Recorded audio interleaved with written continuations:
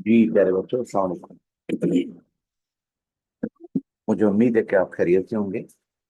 बच्चों, आज का मेरा ये video lecture class first year के बच्चों के लिए है। और मैं आपको प्रोफेसर डॉक्टर मौजम का मैंने आपको पेपर भेजा था। बहुत सारे बच्चों ने मुझे व्हाट्सएप करके फरमाइश की है कि मैं आपको इस पेपर का सलूशन दे दूं। मैं आपको सलूशन दे रहा हूं, और भी कोई नीड हो तो मुझे बता दीजिएगा, मैं इंशाल्लाह पूरी कर दूंगा। मेरा आपको प्यार भरा मशवरा है कि इस पेपर को बहुत अच्छा करके तैयार कर लीजिएगा। ठीक है, आइए बात का आगाज करते हैं। बच्चों, सबसे पहले मुझे आपसे जो बात करनी है वो, आप जानते हैं कि पेपर है 2025, और बाय प्रोफेसर डॉक्टर मौसम, मेरे उस्ताद मोहतरम, और chemistry first year, section A, question number 1, choose the correct answer. Correct answer को चूज करना है। बच्चों, 3.01 into 10 power 23 molecules of oxygen at STP.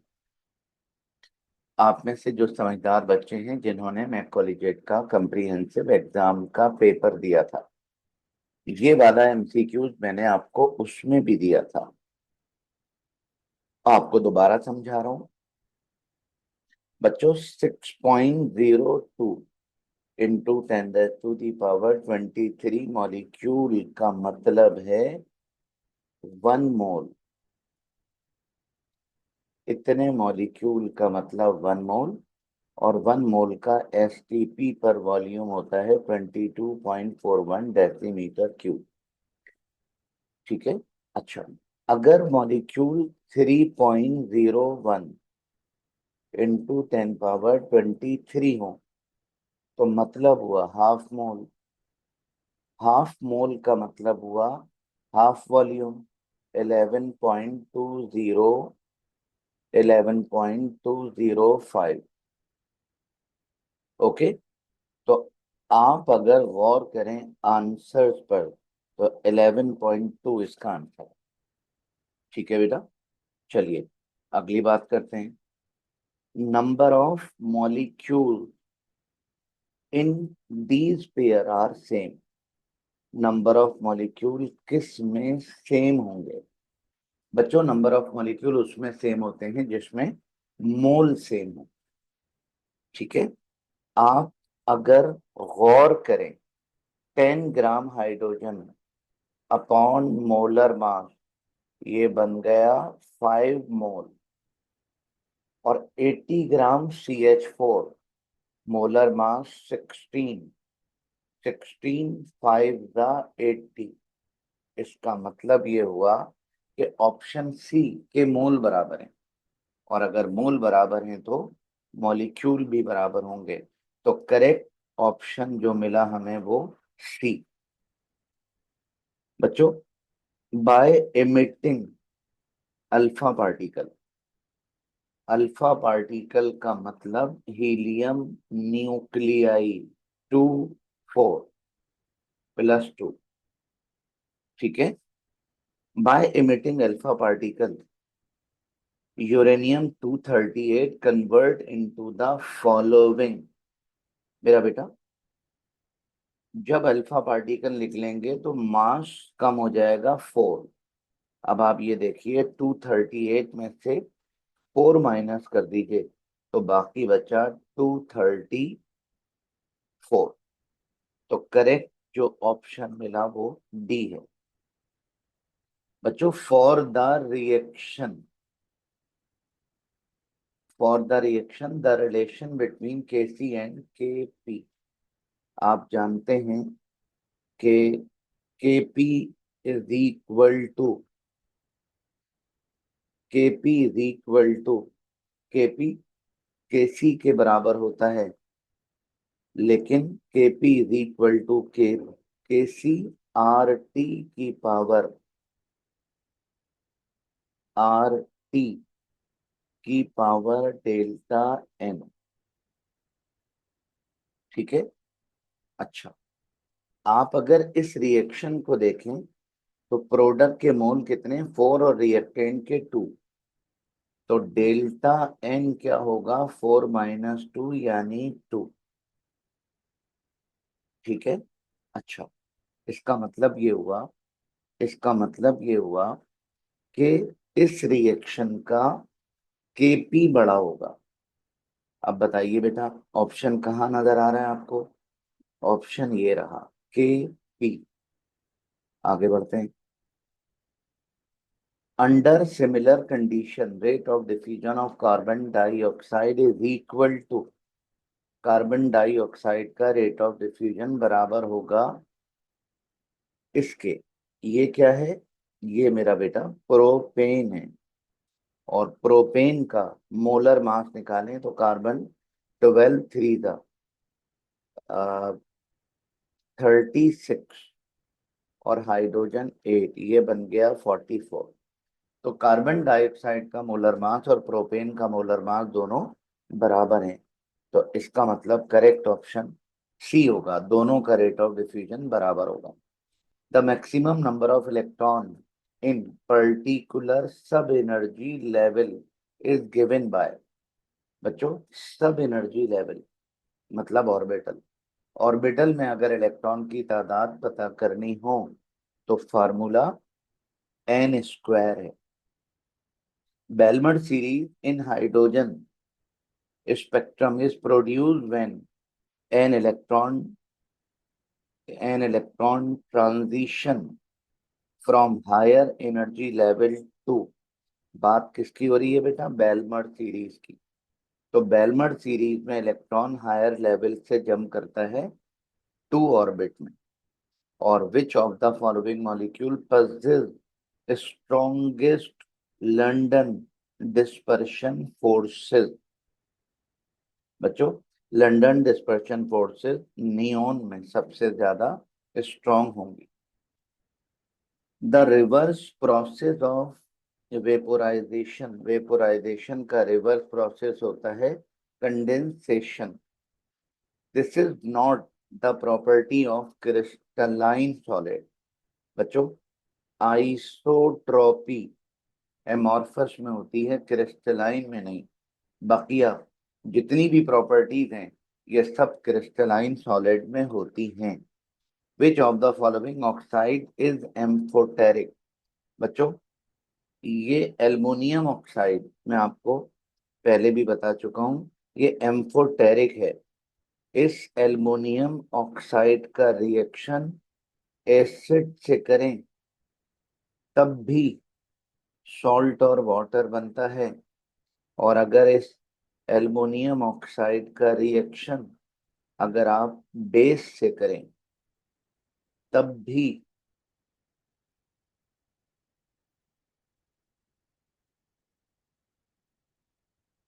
बेटा सॉल्ट और वाटर बनता है, sodium aluminate and water.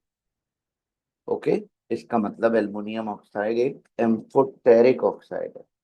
Which of the following example of suspension, इनमें से कौन सी एग्जाम्पल सस्पेंशन की एग्जाम्पल है, बच्चों इनमें से सस्पेंशन की एग्जाम्पल है,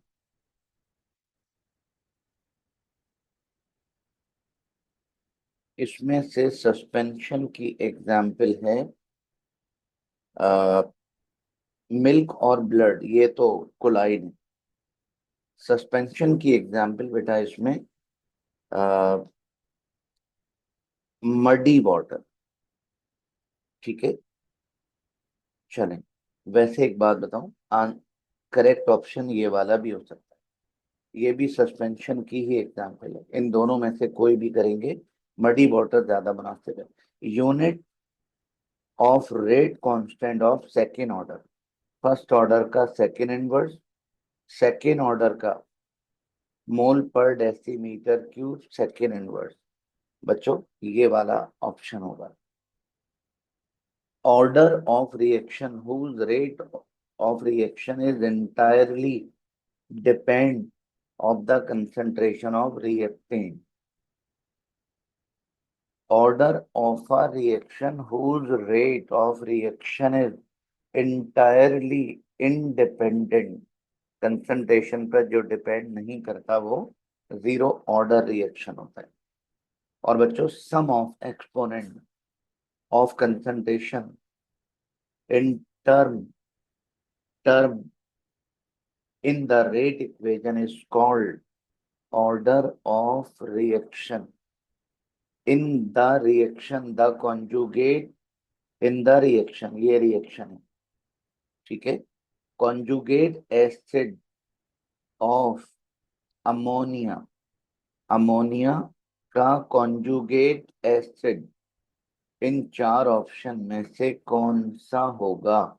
इन चार ऑप्शन में से बेटा ये वाला option.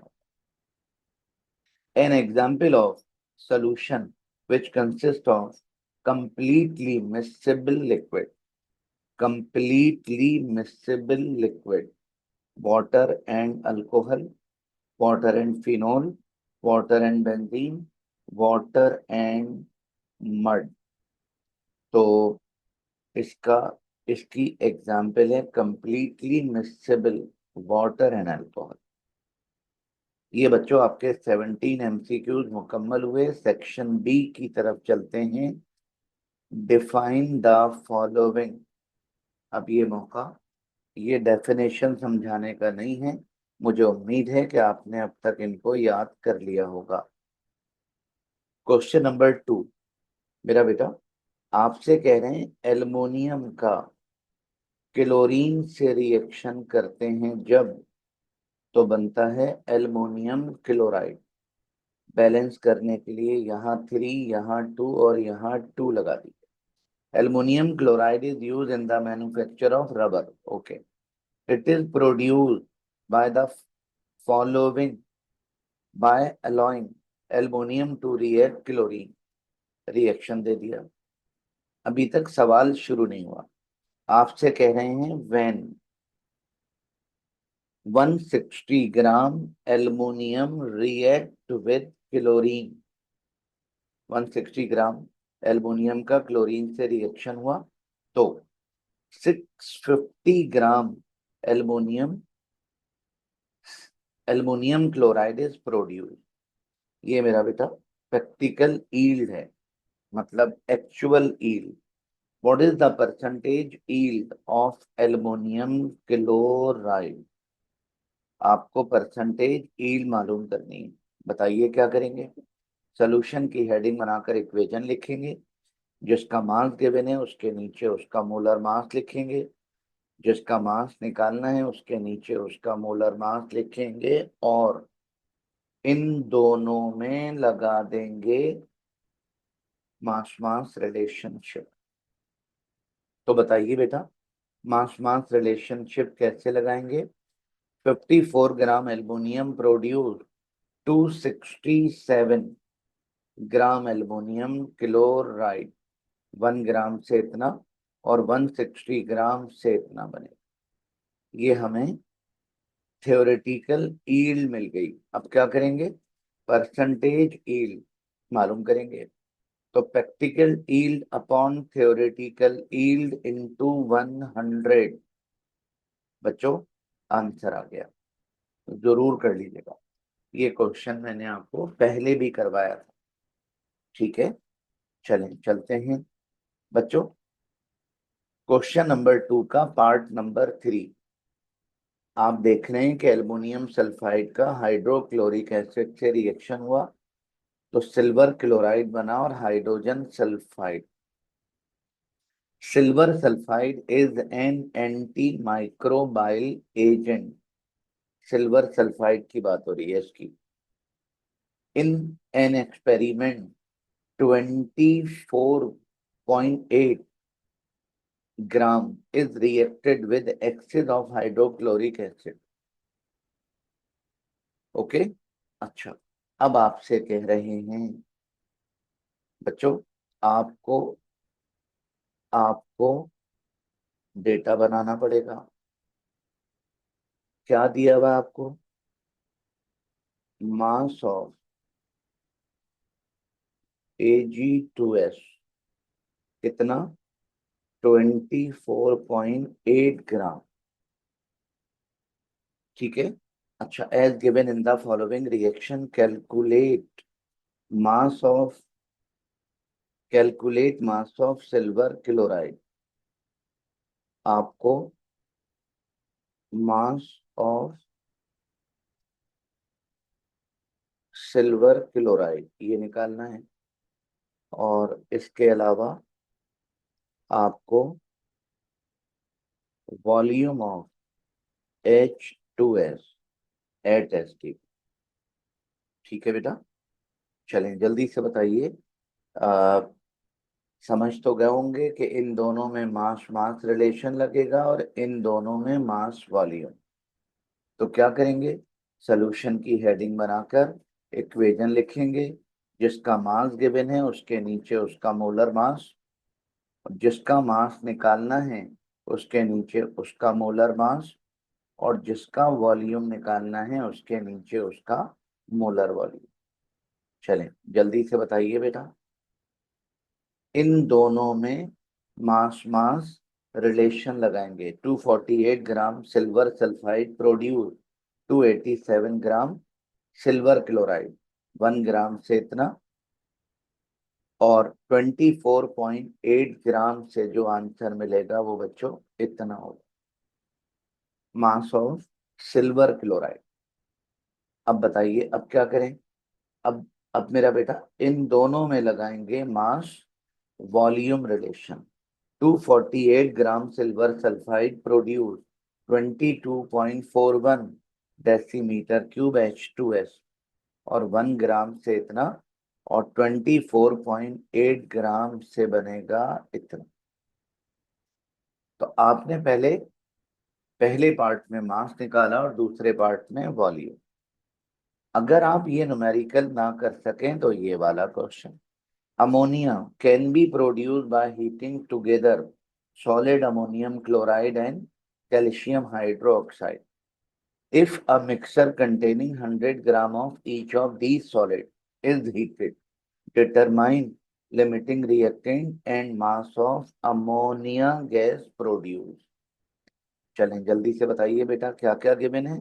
Mass of ammonium chloride, mass of calcium hydroxide, और ये दो चीजें हमें पता करनी। बताइए क्या करें? सॉल्यूशन की हेडिंग बनाकर इक्वेशन, जिसका मास गिवन है उसके नीचे उसका मोलर मास, जिसका मास गिवन है उसके नीचे उसका मोलर मास, जिसका मास निकालना है उसके नीचे उसका मोलर मास। बताइए बेटा क्या करेंगे? 2 मरतबा कैलकुलेशन करेंगे। 107 ग्राम अमोनियम क्लोराइड से अमोनिया 34 ग्राम, 1 ग्राम से इतनी, और 100 ग्राम से जो बनेगी वो इतने ग्राम हो।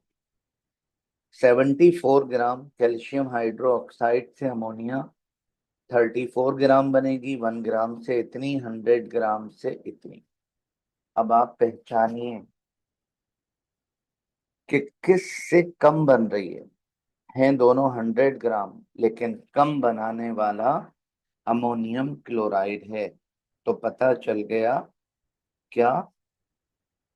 From calculation,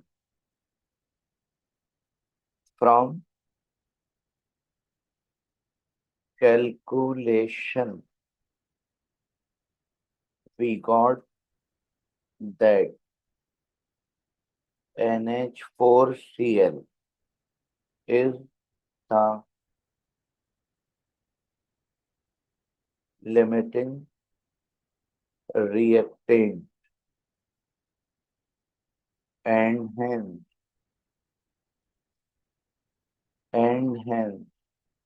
31.775 gram ammonia will be for। ऐसे करके बेटा जब आप पूरा कर दीजिएगा। Part number 4, state Pauli's rule and right electronic configuration. बच्चों पाउलीज रूल की डेफिनेशन लिख दीजिएगा हेडिंग बनाने के बाद, और उसके बाद क्या करेंगे, इलेक्ट्रॉनिक कॉन्फ़िगरेशन स्टार्ट करेंगे। जी बेटा, नंबर 1, मोलिबेडियम, एटॉमिक नंबर 42। जल्दी से बताइए। 1s2, 2s2, 2p6, 3s2, 3p6, 4s2, 3d10, 4p6, 5s2, 4d4, 2 और 2 4 और 6 10 और 2 12 और 6 18 और 2 20 और 10 30 और 6 36 और 2 38 और 4 42। मेरा बेटा D4 आ गया। मैंने आपको पहले भी बताया था, अगर D4 हो तो क्या करना होता है, कॉन्फ़िगरेशन को स्टेबल करना होता है। तो बताइए क्या करेंगे, hence stable electronic configuration of molybdenum will be, जी बेटा, 1s2, 2s2, 2p6, 3s2, 3p6, 4s2, 3d10, 3d10 के बाद 4p6, 4p6 के बाद 4d5, 5s1। ओके, इसका पूरा वीडियो लेक्चर आपके लिए अवेलेबल है। नंबर 2 बच्चों, एल्युमिनियम +3 और Z इसका 13 है, तो कॉन्फ़िगरेशन क्या होगी, 1s2, 2s2, 2p6। नंबर 3 क्या है बेटा, Br-1 और Z इसका 35, तो इलेक्ट्रॉन 36 हो गए। तो 1s2, 2s2, 2p6, 3s2, 3p6, 4s2, 3d10, 4p5। ठीक है बेटा, ये 36, अच्छा सॉरी 4p5 नहीं, 4p6, 36 हो। ठीक है, ये पार्ट नंबर 4 था। और इसके बाद आपसे कह रहे हैं, how are x-rays produce, x-rays produce कैसे होती हैं, write their properties and uses. मुझे बहुत पूरी उम्मीद है कि आपने ये क्वेश्चन अब तक याद कर लिया होगा। ठीक है, अच्छा बच्चों, अगर आप ये ना कर सके, मतलब 5वां पार्ट एक्सरेज का क्वेश्चन ना कर सके, तो ये रहा, calculate wave number of photon. बच्चों, वेव नंबर कैलकुलेट करना है फोटोन का, when electron of hydrogen atom jump from 4th orbit to 2nd orbit. तो N2 क्या हुआ, 4, और N1 क्या हुआ, 2, और रिडबर्ग कांस्टेंट की वैल्यू 1.0967 into 10⁻⁷ मीटर इनवर्ट, और न्यू बार निकालना है। ठीक है बेटा, बताइए क्या करेंगे, सॉल्यूशन की हेडिंग बनाकर फार्मूला लिखेंगे। Nu bar is equal to RH into 1/N1² minus 1/N2²। इसके बाद वैल्यूज पुट अप कर देंगे। RH की जगह 1.09678 इंटू 10 पावर 7। और बेटा N1 की जगह 1/2 का स्क्वायर, 1/4 का square, nu bar is equal to 1.09678 into 10 power 7। ये बन गया 1/4 और 1/16। Nu bar is equal to 1.09678 into 10 power 7। LCM दिया तो 16, 16 को 4 से डिवाइड किया तो 4, 4 बनता 4, 16 को 16 से डिवाइड किया तो 1, 1 बनता 1। Nu bar is equal to 1.09678 into 10 to the power 7। ये बन गया 3/16। अब मेरा बेटा ये काम आपका है, इसको कैलकुलेटर से सॉल्व कर लीजिएगा, मीटर इनवर्स में आंसर आ जाएगा। ठीक है, ऐसे करके स्क्रीनशॉट ले लीजिएगा इसका। अच्छा, part number 6, define sigma pi bond, ये आपका काम है। अच्छा, what is the fourth state of matter? Fourth state of matter मतलब प्लाज्मा। ठीक है, और ये काम आपका है, रट लिया होगा आपने अब तक।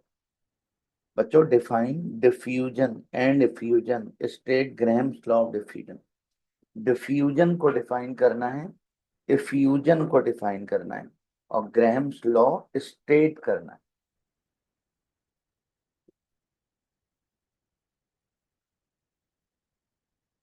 ठीक है बेटा, ये काम आप कर लीजिएगा। अगर ये ना कर सके, मतलब 7वां पार्ट ना कर सके, तो इसका ऑप्शन ये रहा, 40 decimetre cube hydrogen gas collected over water at 1257 torr. याद रखिएगा, ओवर वाटर बात हो रही है, at a temperature of 23। What would be the volume of dry hydrogen gas at standard condition? ये रही बच्चों स्टैंडर्ड कंडीशन, और वॉल्यूम निकालना। ठीक है, मगर याद रखिएगा ड्राई गैस का वॉल्यूम निकालना है। और सबसे अहम बात सबसे आखिर में लिखी हुई है, वाटर वेपर्स का प्रेशर 21 टॉर।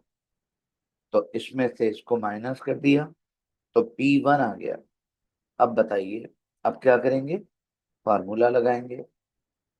ठीक है बेटा, कुछ भी यूनिट चेंज करने की जरूरत नहीं है, क्रॉस मल्टीप्लाई किया, वैल्यूज रखी, आंसर आ गया। ऐसे करके बेटा इसको जरूर तैयार कीजिएगा। ठीक है, चले आगे बढ़ते हैं बच्चों।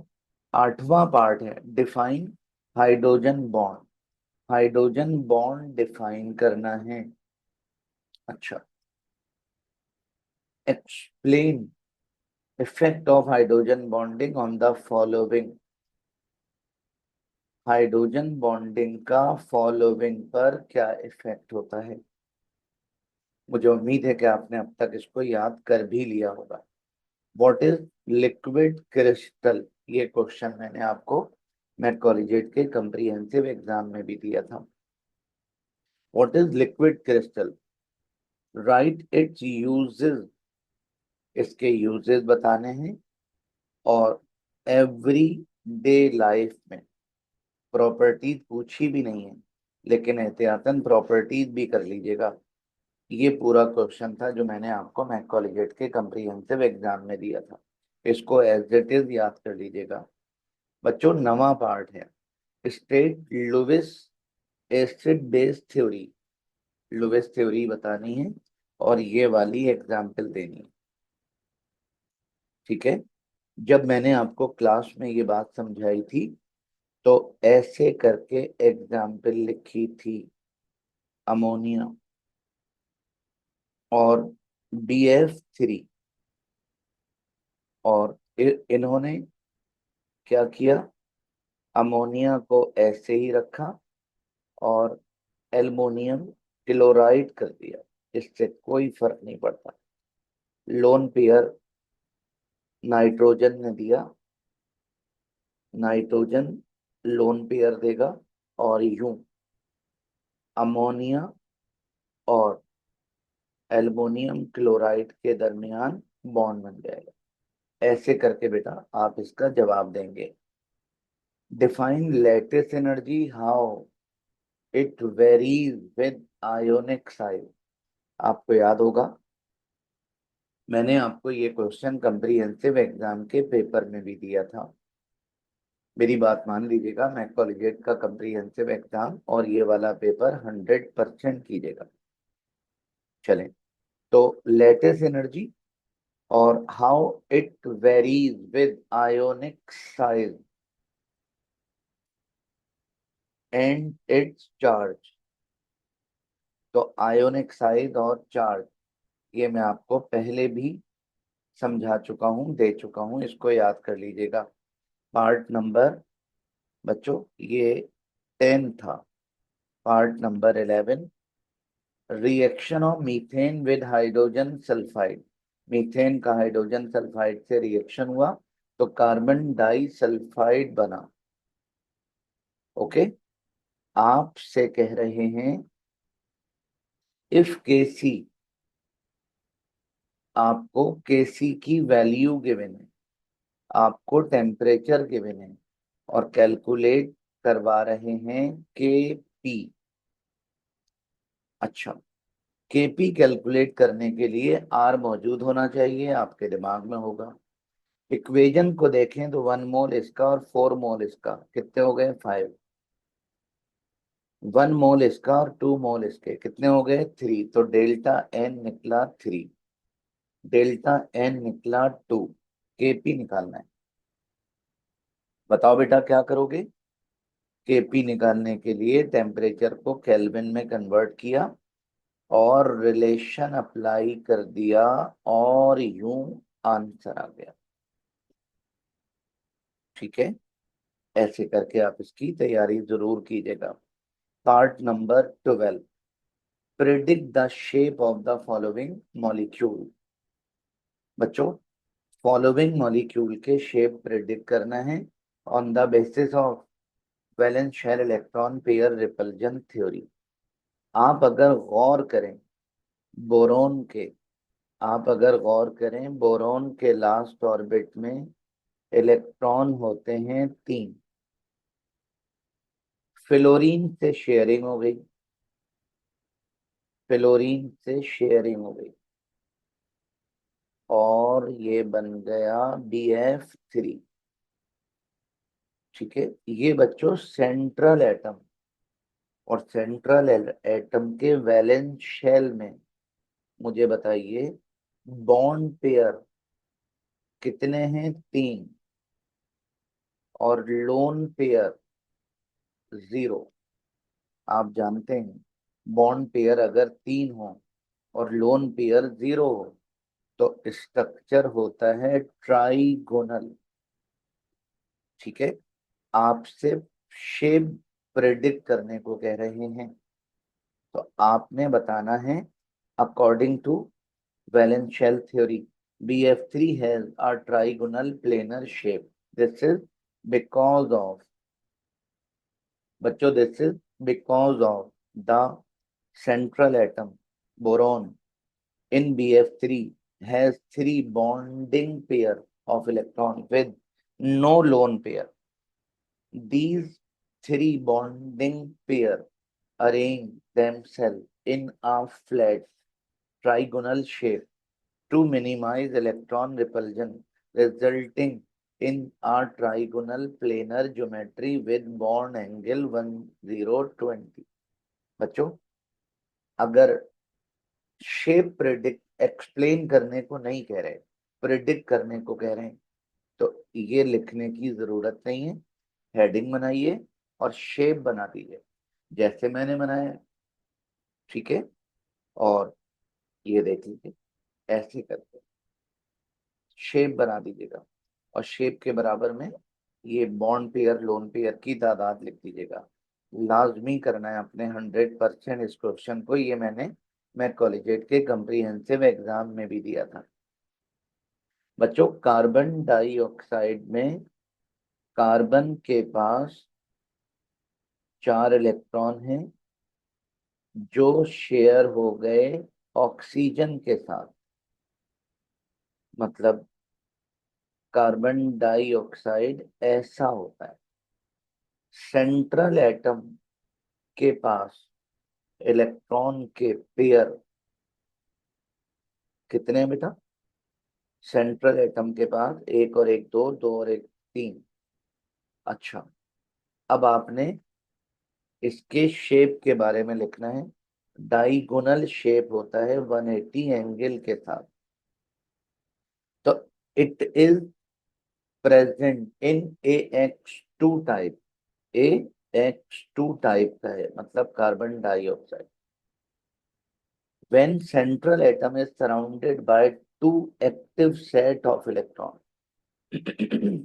and both are bonded pair, there is equal repulsion between active set of electrons and the shape is linear or diagonal, bond angle 120। Example देने की जरूरत नहीं है, बस ज्योमेट्री की हेडिंग बनाकर शेप बना देंगे ऐसा करके। ठीक है। Number 3, phosphine. फॉस्फीन का मतलब फॉस्फोरस। फॉस्फोरस के लास्ट शेल में मेरा बेटा एक होता है पेयर और 3 होते हैं अनपेयर्ड। तो ये जो अनपेयर्ड इलेक्ट्रॉन है, शेयरिंग हो गई हाइड्रोजन के साथ, ये बन गया फॉस्फीन। इसमें सेंट्रल एटम फॉस्फोरस है जिसके पास बॉन्ड पेयर कितने हैं बेटा? 3। लोन पेयर कितना है? 1।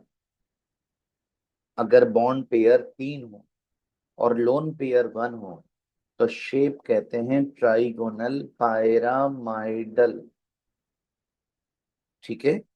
अगर एक्सप्लेन करने को कहेंगे तो ये वाली बातें आपको लिखकर एक्सप्लेन करना होगा, लेकिन इस पेपर में प्रिडिक्ट करने को कहा है तो प्रिडिक्ट बच्चों ऐसे करके कर देंगे। अच्छा, इससे एक और बात पता चली कि अगर PH3 की जगह अमोनिया पूछ लें तो उसको भी इसी तरह से बनाएंगे। ठीक है। शेप ऑफ H2S मेरा बेटा, H2S सल्फर के लास्ट शेल में 2 हैं पेयर, 2 हैं अनपेयर्ड। अनपेयर्ड इलेक्ट्रॉन की शेयरिंग हो गई हाइड्रोजन के साथ। तो अब मुझे बताइए, बॉन्ड पेयर कितने हैं? 2। लोन पेयर कितने हैं? 2। शेप बना बेंट। इस शेप को हम कहते हैं बेंट। ओके बेटा। अगर एक्सप्लेन करेंगे तो ये सारी बातें बताएंगे, अदरवाइज ये वाला शेप ड्रॉ कर देंगे। ठीक है। इस सवाल को लाजमी कर लीजिएगा। 13, डिफ्रेंशिएट करना है isomorphous polymorphous, principal azimuthal, heterogeneous homogeneous, catalysis. मुझे उम्मीद है कि ये आप कर लेंगे बच्चों। मैंने आपको पहले भी मना किया था, रीजंस के चक्करों में मत पड़िएगा, वरना ये रीजन आपका बहुत टाइम खा जाएंगे। चॉइस आपके पास अच्छी वाली मौजूद है, आप इस अच्छी चॉइस को इस्तेमाल कीजिएगा। रीजंस को छोड़कर अगर बात करेंगे तो आपके पास 14 की जगह 13 क्वेश्चन है। 13 में से आपको 9 करने हैं। तो एक क्वेश्चन ये वाला छोड़कर अभी भी चॉइस आपके पास बहुत अच्छी है। ये हमारा सेक्शन बी बच्चों कंप्लीट हुआ। चलते हैं सेक्शन सी की तरफ। Section C, what is an ideal gas? इसका जवाब लिखना है। Write cause of deviation of real gases from ideal behaviour, इसका जवाब लिखना है। अब न्यूमेरिकल शुरू हुआ। 1 mole ammonia kept in a cylinder of 5.5 decimeter cube at 27 degrees centigrade, assuming ammonia as a real gas, determine its pressure।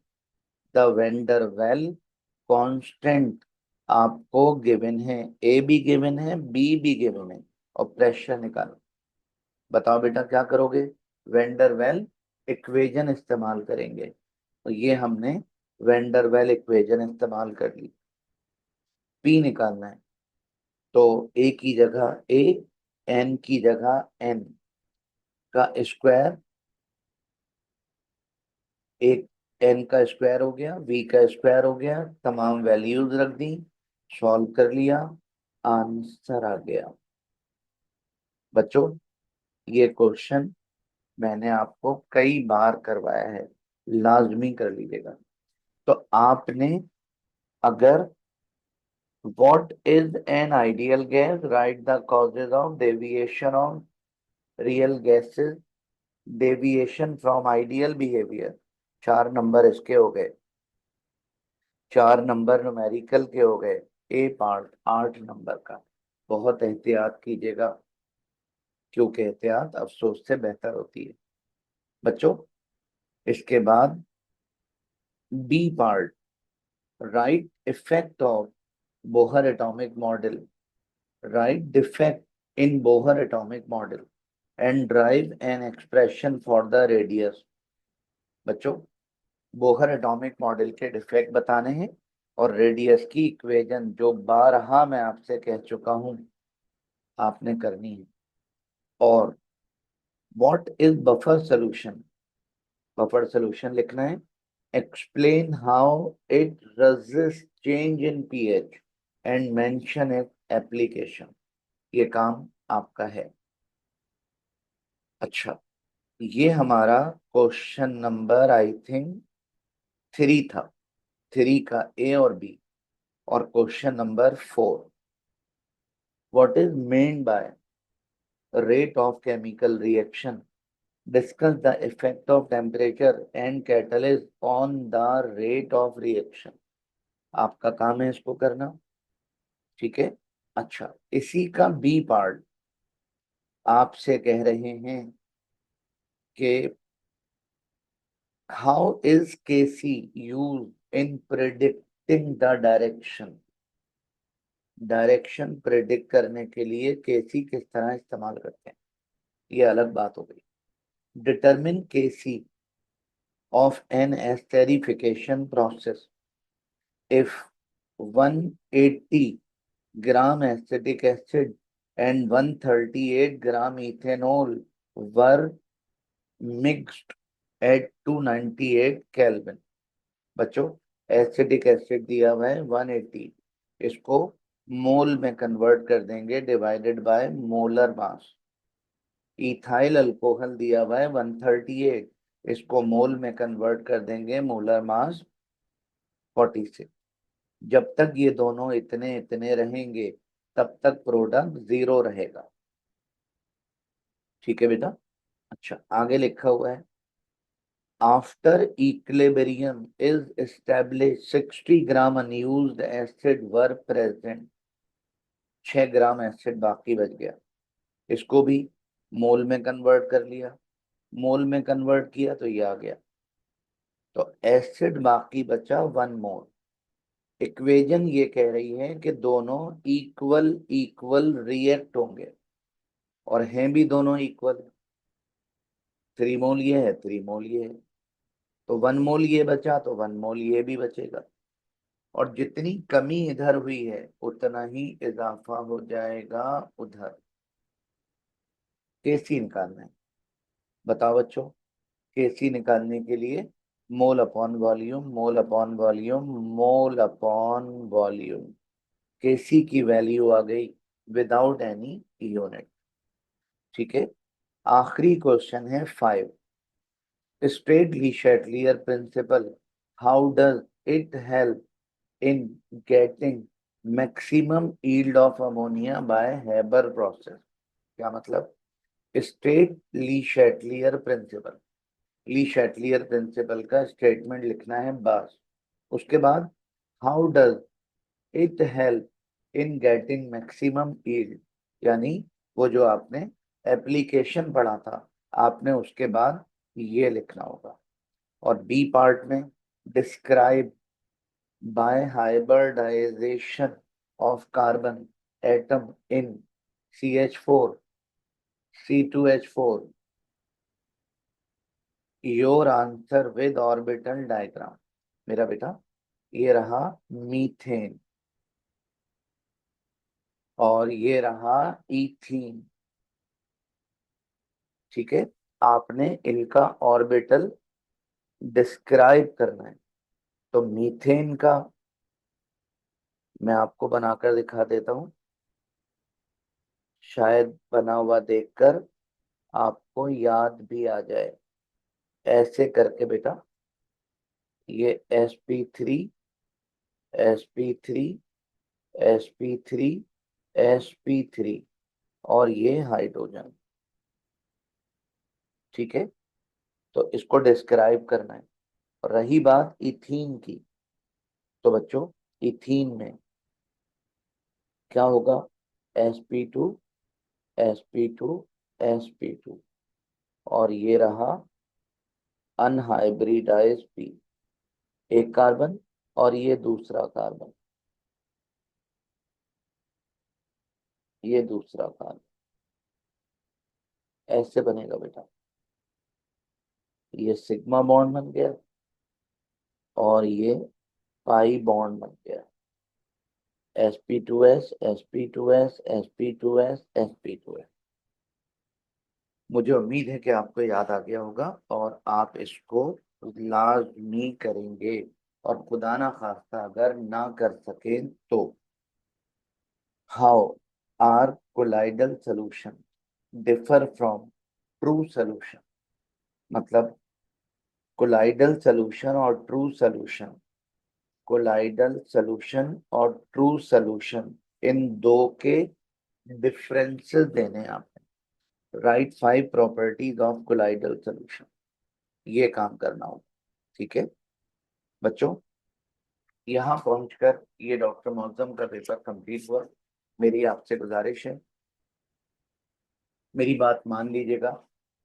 अफसोस करने की बजाय मैं कॉलेजिएट के कम्प्रीहेंसिव एग्जाम का पेपर और डॉक्टर मौजम का पेपर, अगर आपने ये दो पेपर कर लिए तो इंशाल्लाह आपका पेपर बहुत अच्छा होगा। ठीक है, आ, मैं आपके आखिरी आखिरी वक्त तक आपके साथ हूँ। कोई भी क्यूरी हो आपकी तो आप मुझे सेंड कर सकते हैं, मैं इंशाल्लाह आपको उसका जवाब दे दूँगा। ठीक है, थैंक यू, अल्लाह हाफिज, अपना बहुत ख्याल रखिएगा।